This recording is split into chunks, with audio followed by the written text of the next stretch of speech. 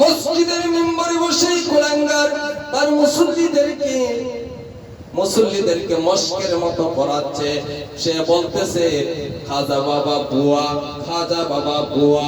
জোরে বলেন না নাউজুবিল্লাহ, নাউজুবিল্লাহ, কষ্ট বলেন নাউজুবিল্লাহ।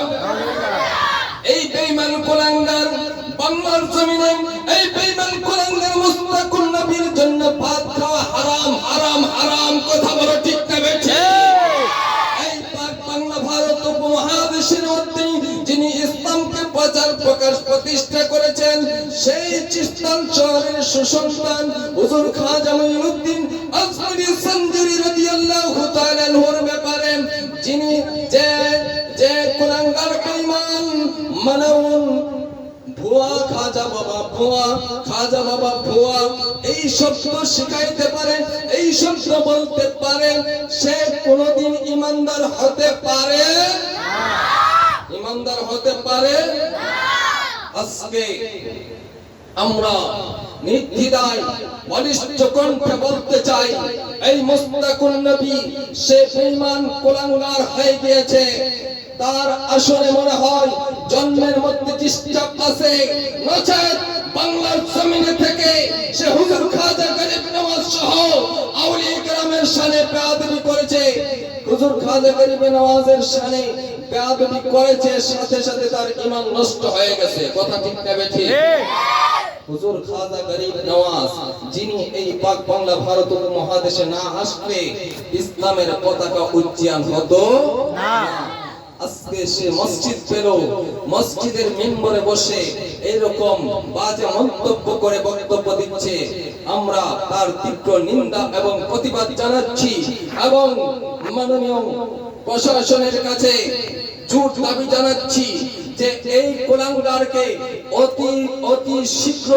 অতি শীঘ্র আইনের আওতায় এনে সর্বোচ্চ শাস্তি ফাঁসির কাস্টে ঝুলানো হোক। কথা বলেন ঠিক না বেঠিক?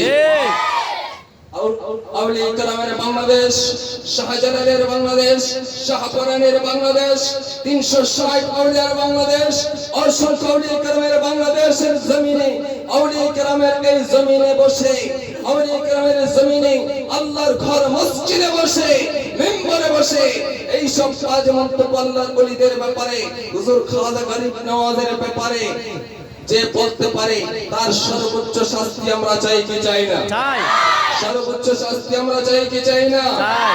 এই খাজা বাবার দরবারে, খাজা বাবার দরবারে আজমির শরীফে জাতি ধর্ম বর্ণ নির্বিশেষে অসংখ্য অগণিত মানুষ খাজা বাবার দরবারে গিয়ে হাজিরা দেয়। কথা বলেন ঠিক না বেঠিক? জাতি ধর্ম বর্ণ নির্বিশেষে খাজা বাবার দরবারে সবাই যায়। খাজা বাবার দরবারে সবাই যায়। খাজা বাবার দরবারে কেন যায়?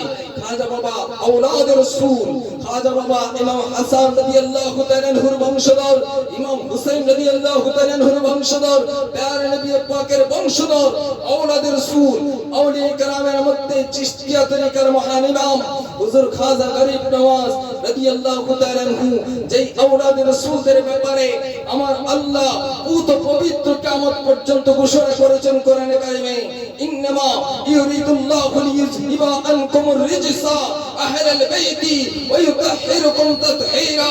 আর আল্লাহর নবীর আওলাদে পাকদের ব্যাপারে পবিত্রতা গ্যারান্টি দিয়েছেন আমার আল্লাহ। কথা বলেন ঠিক না বেঠিক? নবী পাকের আওলাদে পাকের ব্যাপারে যেই রব্বে কারীম পবিত্রতার গ্যারান্টি দিতে পারেন, আর সেই নবী পাকের আওলাদে পাকের ব্যাপারে কটু মন্তব্য করাই আমরা খুব কষ্ট পেলাম, আমাদের কলিজায় রক্তের ক্ষরণ হলো।